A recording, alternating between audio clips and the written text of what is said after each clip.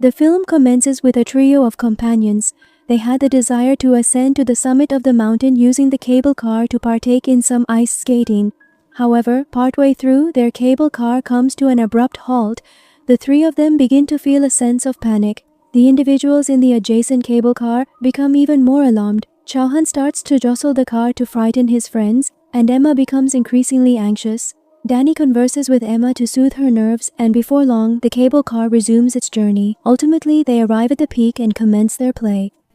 Ultimately, they descended from the mountain. They made their way down. They have a bit of food, yet John senses they haven't completely enjoyed their time yet. Thus, he convinces everyone to return up the mountain during the night. They'll utilize the cable car and descend independently.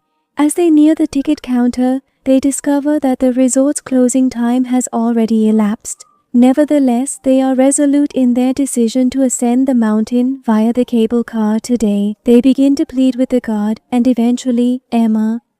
So, the manager approaches them and informs them that he will activate the cable car for a brief period, but solely on the condition that they descend from the mountain promptly. They assure him they will do so and joyfully board the cable car. At last, they embark on their journey in the cable car, and this marks the commencement of their unfortunate experience. The guard who facilitated their ascent is summoned, and he informs another individual at the station that he has dispatched 3 individuals up the mountain in the cable car. He instructs them not to shut the station until they come back, in just a brief period.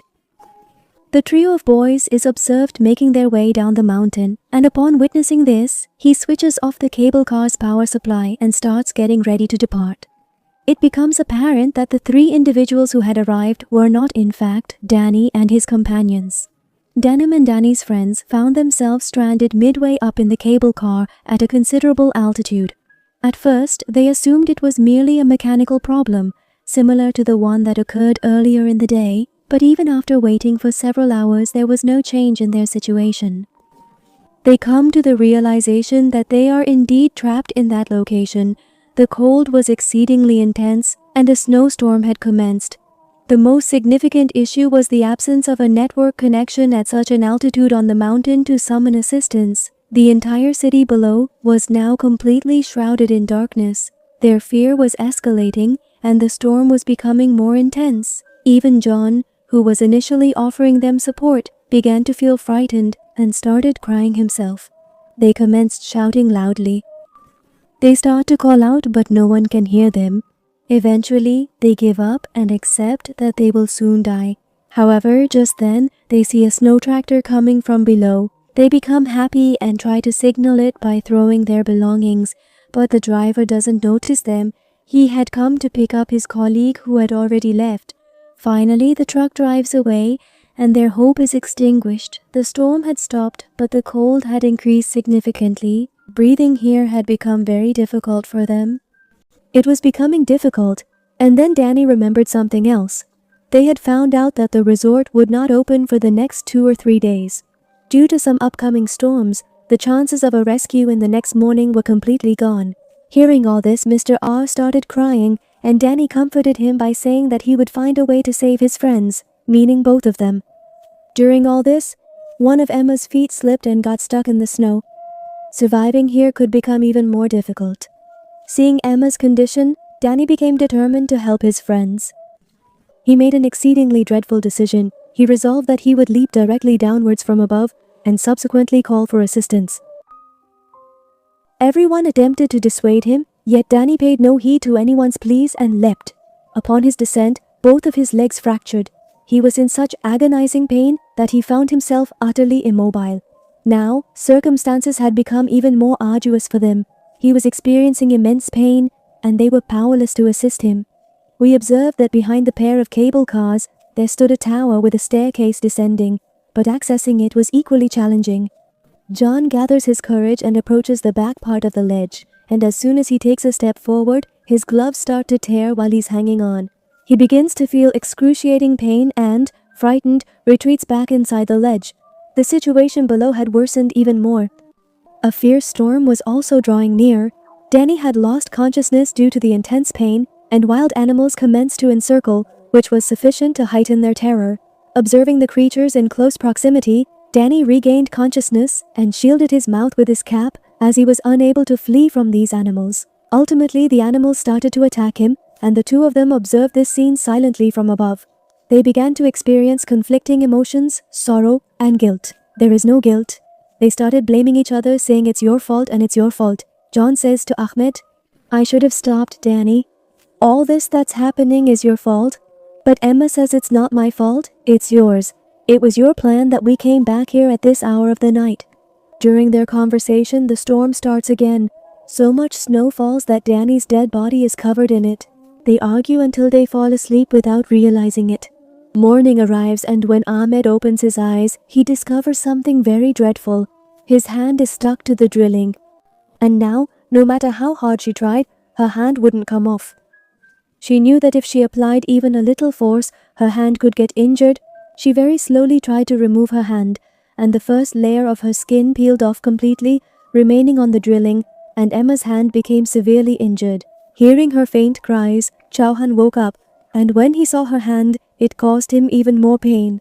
After the entire night of cold, the sun had now come out, which slightly reduced their chill, but now this sunlight was also causing them pain.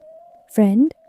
The wounds on their skin were being burnt by the sun. At this time, John says, I hope the resort people will surely come looking for us here, and we will be rescued. But then hours pass and no one comes. They hadn't been to the washroom for a long time. Reluctantly, their clothes become wet and they couldn't do anything. Due to the wet clothes, the cold was becoming even more intense. John decided that there was no way to save himself. Now he would crawl to the top way no matter what.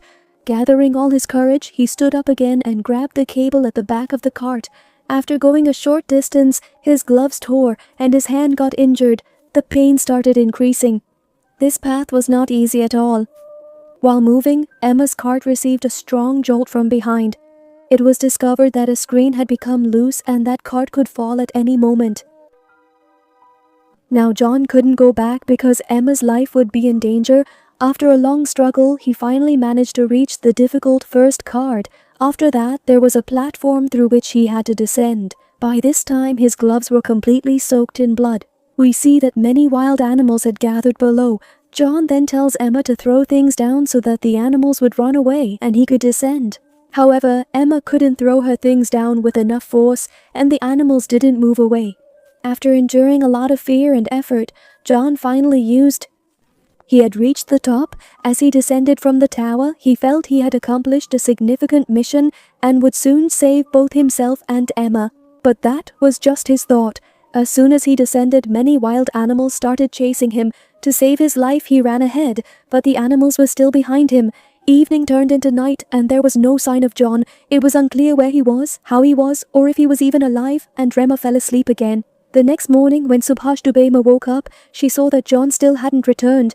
By now, she was at her wits' end without food or drink. It had been a couple of days.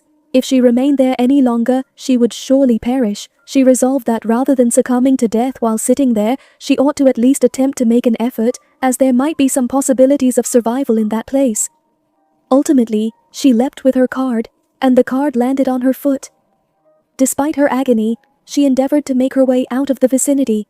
She dragged herself forward, and along the way she observed marks in the snow as though someone had been dragged away from there. She realized that it was John who had been dragged by the animals and had been torn apart and killed. As she continued on her way, she unexpectedly came across a ferocious wild wolf. She was convinced she was about to meet her end. There were visible bloodstains on the wolf's mouth, which confirmed her suspicion that the wolf had devoured her friend. Fortunately for Emma, the wolf didn't bother her because it was already satiated. In this manner, Emma managed to escape and painstakingly dragged herself to the side of the road. There was no indication of anyone approaching from the distance. However, Emma's fortune soon changed. A gentleman happened to pass by in his vehicle, noticed Emma lying by the roadside, and ultimately rescued her from that dire situation. This journey for her, it was going to say this because on this trip she lost 2 of her people, and thus, showing only the lone survivor, Emma, the movie ends here.